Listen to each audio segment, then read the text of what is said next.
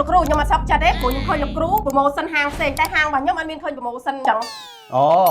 ចឹងថ្ងៃនេះអ្នកគ្រូគាត់មកតវ៉ារឿងសុំការប្រម៉ូសិនមែនទេអ្នកគ្រូចាអញ្ចឹងតើអ្នកគ្រូគឺជាតំណាងខាងណាវិញចានៅខាងចំពោះវ័នលោកគ្រូអូអញ្ចឹងអ្នកគ្រូគឺជាអ្នកគ្រូតំណាងរបស់ក្រុមឈ្មោះលោត្រីក្រហមនៅខាងចំពោះវ័នចឹងឥឡូវមកសុំការប្រម៉ូសិនចាអញ្ចឹងអូខេអញ្ចឹងសម្រាប់អតិថិជនយើងទាំងអស់មិនថានៅខេត្តណានៅទីណាទេយើងនឹងមានការប្រម៉ូសិន 50% ជូនដល់អតិថិជនតែម្ដងដោយសារអីដោយសារតែនេះគឺជាឱកាសបាទអបអរចូលឆ្នាំថ្មីយើងបាទអញ្ចឹងឆ្នាំថ្មីនេះគឺយើងត្រូវតែមានការប្រម៉ូសិនជូនដល់អតិថិជនរបស់យើងហើយកុំឲ្យតែប្រម៉ូសិនហាងផ្សេងហាងមួយទៀតអត់អញ្ចឹងតើអ្នកគ្រូចង់ប្រម៉ូសិននៅថ្ងៃណាដែរ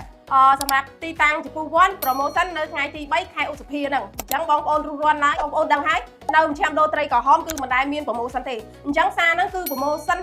50% បើបងប្អូនអត់ប្រញាប់ទេគឺអត់ហើយព្រោះប្រម៉ូសិនគឺច្រើនខ្លាំងមែនទែនហើយឱកាសគឺមានតែមួយថ្ងៃទេគឺថ្ងៃទី3ខែឧសភា2026បាទអញ្ចឹងនៅថ្ងៃទី3ខែក្រោយនេះបងប្អូនប្រញាប់រួសរាន់ទៅអ្នកណាដែលត្រូវចង់ទិញផលិតផលទុកក៏ទិញឲ្យហើយទៅដោយសារអីដូចអ្នកគ្រូនិយាយចឹងមជ្ឈមណ្ឌលឬក្រុមហ៊ុនត្រីក្រហមមិនងាយធ្វើការប្រម៉ូសិនទេដោយសារអីដោយសារការព្យាបាលរបស់យើងច្បាស់លាស់ហើយផលិតផលរបស់យើងមានគុណភាពអញ្ចឹងយើងអត់សូវដាក់អង្វត្តដាក់ម៉ូសិនអីដូចផលិតផលគេទេព្រោះផលិតផលយើងគឺប្រើទៅនឹងបានសុខភាពពិតហើយអតិថិជនក្នុងពលច្រើនអញ្ចឹងអ្នកគ្រូដឹងថាយើងអត់ដែរងាយមានការម៉ូសិនទេអញ្ចឹងឥឡូវបើសិនជាមានហើយនៅថ្ងៃទី3ខែក្រោយនេះប្រញាប់រួសរាន់អញ្ជើញទៅខាងតំណាងរបស់អ្នកគ្រូទៅដឹងតែទទួលបានការប្រម៉ូសិនពិតៗហើយសូមជម្រាបលាជូនពរក្នុងឱកាសឆ្នាំថ្មីនេះឲ្យមានសុខភាពល្អសម្រស់កាន់តែស្អាតបាទជម្រាបលា